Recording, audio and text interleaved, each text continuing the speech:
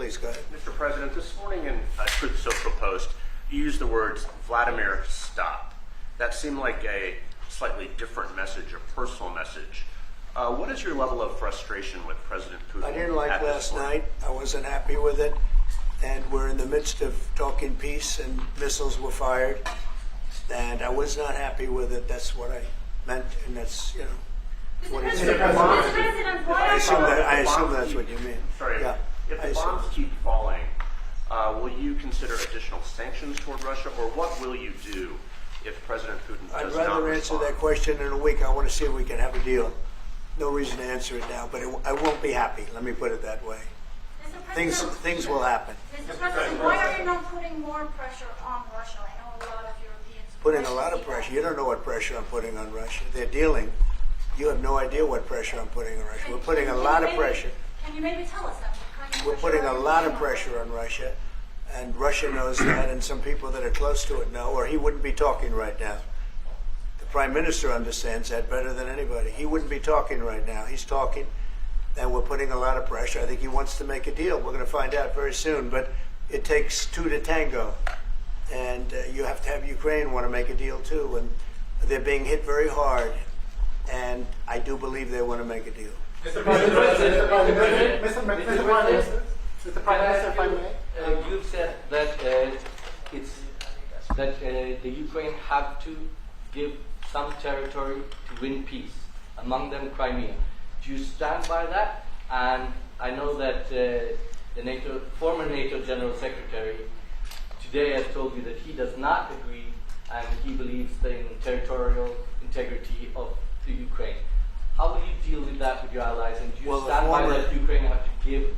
Former Crimea Secretary to the General happens to be right here, you know, so they can't put words in his mouth. He's been a great general, frankly. It was because that's what you are. Really, you're a general. But he's been a great Secretary General. We had a tremendous relationship, very successful, and I think he could speak for himself. He's right here.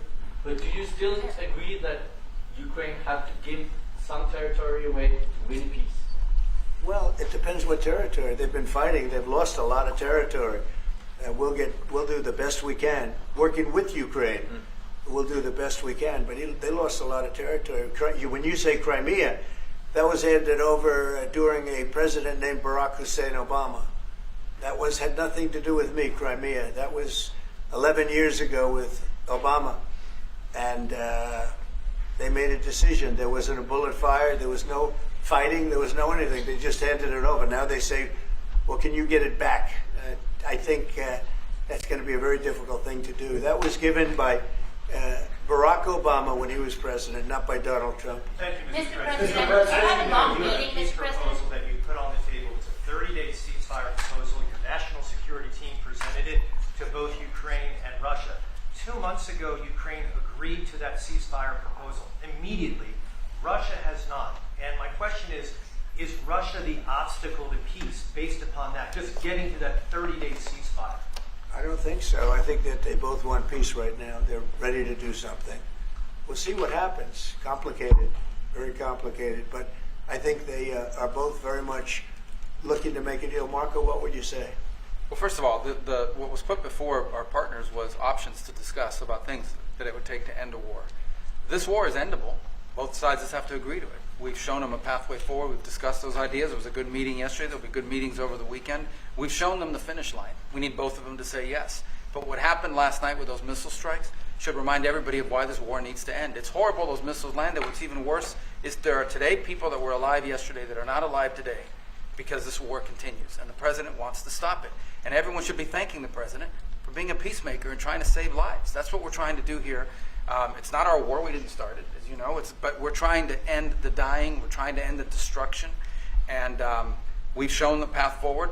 We can see the finish line, but both of them have to get there. We're going to do everything we can to help them get there, but they have to ultimately say yes. Both And of we them. are using a lot of pressure on both. You know, if you think we're just in there because we're nice people, and we are nice people, but we're using a lot of pressure on both. What It's not a long concessions, meeting, Mr. President, and to your national security team, what concessions has Russia offered up thus far to get to the point where you're closer to peace? Stopping the war, stopping taking the whole country. pretty big concession. Mr. Mr. President. President, If you are going to take down the tariffs, what do you want Norway to buy more of from the U.S.? To buy more? Well, you don't need snow. You don't need skis. You don't need ski champions either, right? You have a lot of them.